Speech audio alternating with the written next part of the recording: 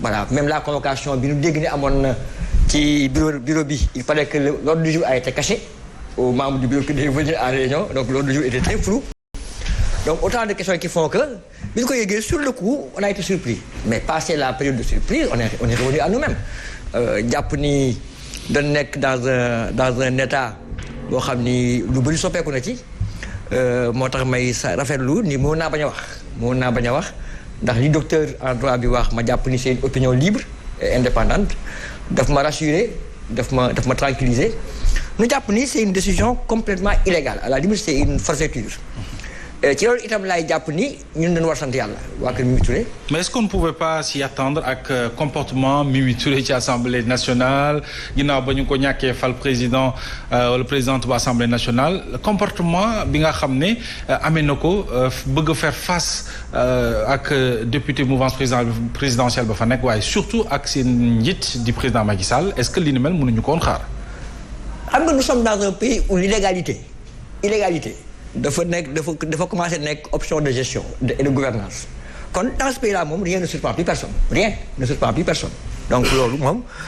si tu le poses comme ça on peut le comprendre nous sommes dans un pays où l'illégalité est devenue une option dans la gouvernance du pays et loolu moo tax ak lu ñu mën a wax tey peuple sénégalais bi dafa entrer en rupture de confiance totale avec ces institutions loolu moo koy indi parce que illégalité moo feeñ fépp donc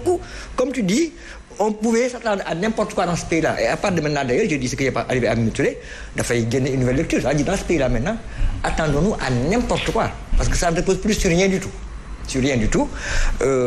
donc on pouvait s'y attendre on pouvait ne pas s'y attendre la situation est telle qu'aujourd'hui les gens sont gênés les Sénégalais en général ont honte c'est une profonde tristesse c'est un sentiment de dégoût généralisé qui commence à faire jour au niveau des familles politiques mais ba léegi ñun loolu yanewuñu parce que jàpp nañ ni ñi nekk en face dañuy vivre un moment d'affolement généralisé ils sont plus sereins il y a plus de sérénité il y a plus de réflexion il y a plus de amatul calme seen biir il y a plus de calme et c'est ce qui fait que depuis presque un an on constate que tous les matins c'est des erreurs à n'en plus finir. Aminata Touré ci déclaration am wax ne li ko yóbbeel bokk na ci xeex gu muy xeex troisième mandat. ak surtout ni mu defee face à ce régime te noonu nee na loolu. du ci wàcc benn day continuer xeexam. loolu newatul secret. mun naa wax ni Aminata Touré li ko arrivé lépp ci carrière politique am ay ci commencé ak président Macky Sall vraiment li ko ci arrivé lépp position de principe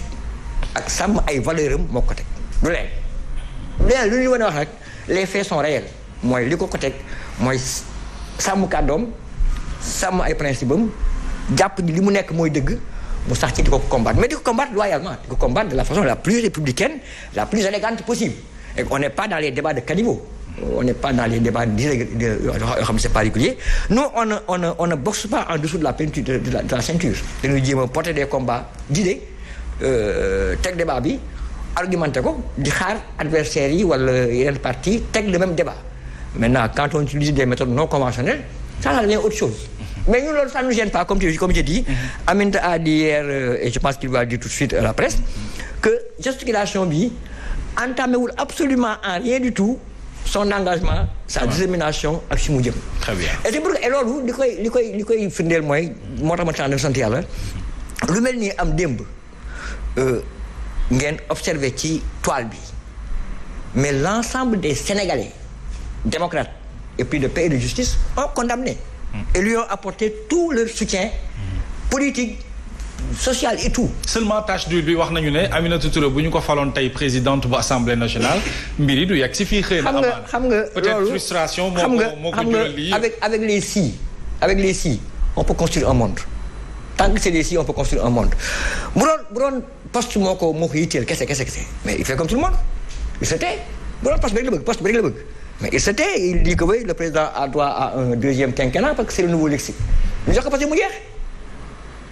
mais je pense quand même que c'est lui faire un mauvais procès. D'accord. Que de ne pas reconnaître à Aminata Touré sa constance ci question boobu. Très bien vraiment loolu bëgg naa ko mais je voulais quand même remercier et féliciter tous les Sénégalais qui de près ou de loin ont envoyé des messages de soutien, de félicitations. dinañ ñëw ci loolu sax gën ko yaakaar loolu ñu ngi ci sant yàlla bu baax. alors dañuy ñëw ci Cheikh Mbacké Gueye Cheikh Mbacké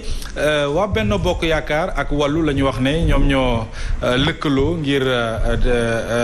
de génne Aminata Touré ci Assemblée nationale mais souvent Benno on vous accuse comme utiliser ay institutions wala justice ngir rek di ci duma ay nit. mu doon une situation bu nga xam ne politique yi ñu ci bari ñu àndut ak yéen dañu koy ñaawlu alors déjà pour une première lecture l'affaire Aminata Touré naka nga ko jàngatee. waaw ba may def ñëw ci lu légal wala lu légalul je vais commencer d'abord par faire un rappel historique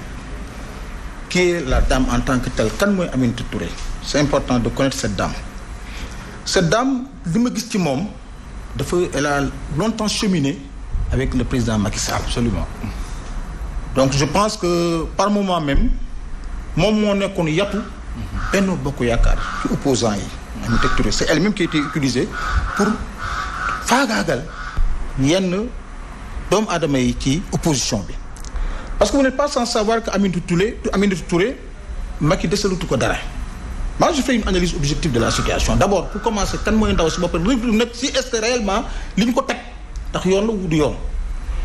moom lañ def ministre de la justice def nañ ko def ko premier ministre def ko envoyé spécial def ko tout dernièrement président du conseil économique social et environnemental je pense que confiance au président mënul romb li ko président defal lépp elle a tout eu ci président de la république bon loolu bu loolu jàllee Aminata Touré quel discours moom lay porter auprès des peuples ci opposition bi pour vraiment wane rupture am ak Benno Bokk Yaakaar d'autant que tout ce que Benno Bokk Yaakaar a fait dans ce pays Aminata Touré def na ko ak àndoon na ko ak ñoom def ko ça c'est d'un. Deuxièmement ni ñu tey li nga wax ni nomination bi nga xam ne moom lañ ko peut-être du koy même le 10 moom lañ ko digoon pour mu nekk président de l'Assemblée nationale président de l'Assemblée nationale xëy na bu fekkoon loolu amoon na tey position bi Aminata Touré nekk tey du ci nekk ndax pardon nañ waxante dëgg rek. ñun ñëpp ay politique dañuy def ay analyse tey loolu moo indi frustration boobu moo tax bay Aminata Touré kay fippu am comportement bi bu mu am mais je pense que de l'autre côté aussi mën naa am légitimité tam fippu bi parce que aussi mënuñu la def tête de liste. quand même mais loolu la ñëpp di ñaawlu. waaw moom laa man damay analyser moo tax quand tu analyses tu fais thèse et antithèse même rek maa ngi ñëw. allez-y laisse-moi arriver ma ñëw fi may ñëw toujours. xëy na loolu ci gis-gisu nit kuy xalaat. maanaam xel lu mu waroon nangu ak lu mu nanguwul. et c'est légitime. te lu légitime la tey nit ñi tam maanaam xeexale ko. bokkoon naa sax man mi ci ko xawoon mer bien que ma nekk ci camp wu Benno Bokk Yaakaar ma ne Aminata li ñu ko teg daa jaaduwul parce que mënuñu koo def ne ko jiital liste coalition Benno Bokk Yaakaar ci élection législative yi elle a fait le tour du Sénégal du pays bien que le score soit étriqué mais au moins elle a eu à être majoritaire à l'Assemblée, elle a eu à bénéficier d'une majorité à l'Assemblée nationale avec sa liste coalition Benno Bokk Yaakaar loolu ne serait-ce que loolu waroon na mën a am toute récompense mais comme la politique a ses réalités et que dans un parti de masse comme un parti au pouvoir toujours ay guerre day exister mënul ñàkk peut-être Macky Sall elle a pu peut-être subir des influences de part et d'autre et que xëy na lam naroon ci moom mu dañ mais man si j'avais un conseil à donner à Aminata Touré aujourd'hui mooy Aminata n'aurait pas dû quitter la coalition Benno Bokk Yaakaar pour la simple et bonne raison que li mu fa liggéey maanaam man du ma togg sama togg ba mu ñor mais ma koy yàkkal di ko sànni ci àll bi du ma ko def te Macky Sall quoi qu'on puisse dire il a eu du respect pour cette dame respecté na ko fonk na ko. mais est-ce que respect yegg na non respect bi nga wax dafa am solo